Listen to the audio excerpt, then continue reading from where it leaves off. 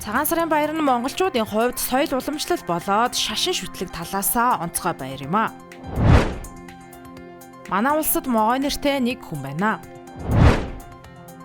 Цагаан сарын баярын эдээний бэлэгдэл нь уул болно.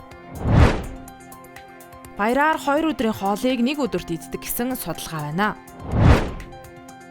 Золхоор гадагш гарахдаа цахилгааны аюулгүй байдлаа сайтар шалгахыг зөвлөлөө. Улаанбаатар дахин Урууский дом цагаан сарын баяр шар тосны баярыг хамттан тэмдэглэлээ. Ice Global-ийн цөөн хормын мэдээ эхэлж байна.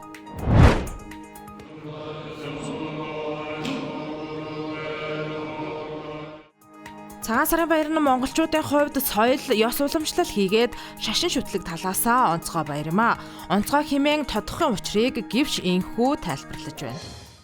Ахмадуудын зүгээс хүүхэд багчуудаа сургаал айл дөрөө айлддаг, сургаал захиасаа хилдэг, мөн ах дүүс хоорондоо уулзаж, ярилцаж бие биентэйгээ холбогддог ийм чухал баяр байгаа.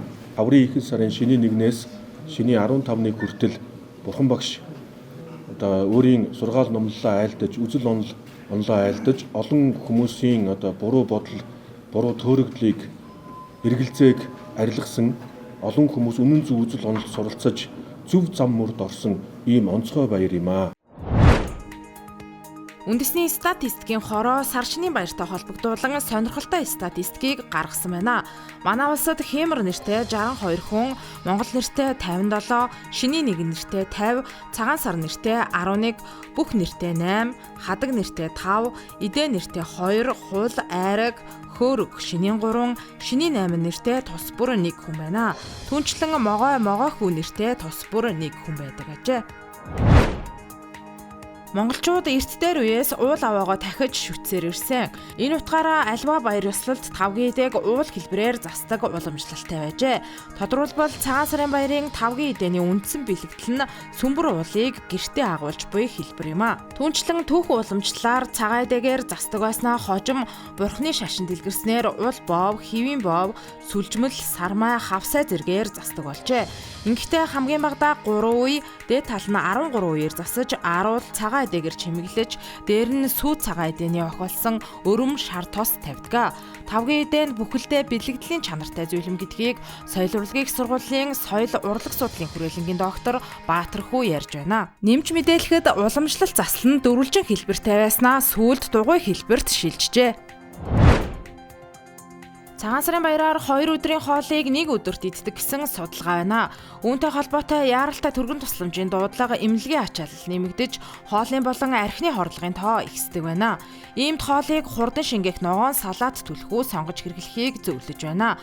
Үүний дараагаар махан хоол идэхдээ ус, цай зэрэг шингэн зүйлийг бага хэмжээтэй хэрэглэхийг санал болгож байна. Ус, цайг их хэмжээгээр уух нь хоол боловсруулалтад саадуулж, цөс шингэлж түүний үр ашгийг бууруулдаг учраас эдснээс 30 минутын дараа шингэн зүйл уухыг зөвлөж байна. Түүнчлэн тостой халуун хоол идсэний дараа хүйтэн зүйл ууж хэрэглэхгүй байх, хүүхдэд чихэр, чипс, ундаа, жигнэмэг зэрэг химийн нэмэлттэй хос илчлэгтэй хүнсийг айлуулах, бага идүүлэх, архи согтууруулах ундааны төрлийн зүйлийг хэтрүүлэн хэрэглэхгүй байхыг зөвлөж байна.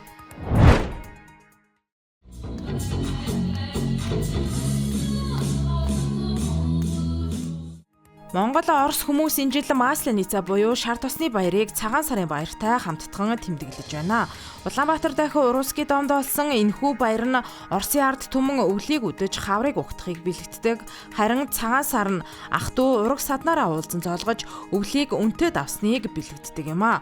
Улаанбаатар дахин Оросын өргөөнөө Монгол Орос дуу бүжиг хөгжим их шиглэж хөрш хоёр орны иргэд хамтдаа наадаж цингэн хавар ихэлснийг энэхүү тэмдэглэлээ. Баярын тоглолтод мөн бүгд найрамдах ардчилсан Солонгос ард улсын бүжгийн хамтлаг оролцож хавар бүжгээ толилуулсан юм а.